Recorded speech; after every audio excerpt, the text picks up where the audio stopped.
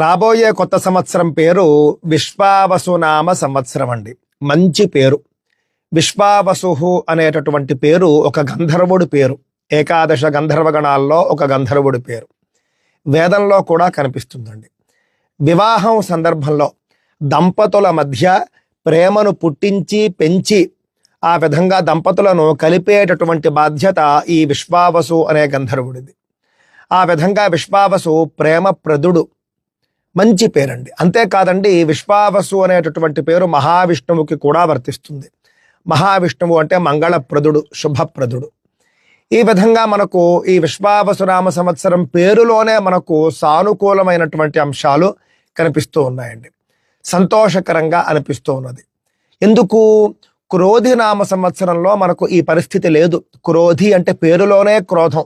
ఇంటింటా గొడవలు, చీటికి మాటికి అపార్థాలు చేసుకోవడము, ఇవన్నీ కూడా మనం ఈ సంవత్సరంలో మనం చూసామండి. కానీ రాబోయే సంవత్సరం అనేటటువంటిది ప్రతి ఇద్దరి మధ్య కూడా ప్రేమాభిమానాలు పెంచేట్టుగా ఉంటుంది అని చెప్పేసి నేను భావిస్తూ ఉన్నాను.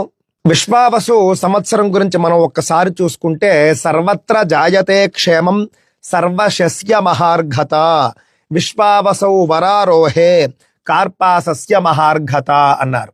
సర్వత్ర జాయతే క్షేమం, అన్ని చోట్ల కూడా క్షేమం వర్ధిల్లుతుంది, అందరికీ క్షేమం కలుగుతుంది అని చెబుతూ ఉన్నారండి. సర్వశస్య మహార్ఘత, పాడి పంటలు, అన్ని రకాల పంటలు కూడా బాగా పండుతాయి, మంచి దిగుబడి ధరలు వస్తాయి అని చెప్పేసి కూడా చెబుతూ ఉన్నారు. ఆ తర్వాత కార్పాసస్య మహార్ఘత అన్నారు. ముఖ్యంగా ప్రత్తి, కాటన్ పంటలు ఏవైతే ఉంటాయో, కాటన్ మిల్లులు, కాటన్ వ్యాపారస్తులు, వాళ్లకు మంచి లాభాలు ఉంటాయి ఈ సంవత్సరం. సాధారణంగా మొత్తం మీద చూస్తే మాత్రం విశ్వావసునామ సంవత్సరం క్షేమకరము, శుభకరము అని అర్థమవుతూ ఉన్నది. అందువల్ల రాబోయే సంవత్సరంలో ఏదో అయిపోతుంది, ఏవో గ్రహాల కూటములు, ఏవో గ్రహణాలు, ఏదో రాశి వాళ్ళకి ఏదో అయిపోతుంది, ఈ భయాలు అనవసరం అండి.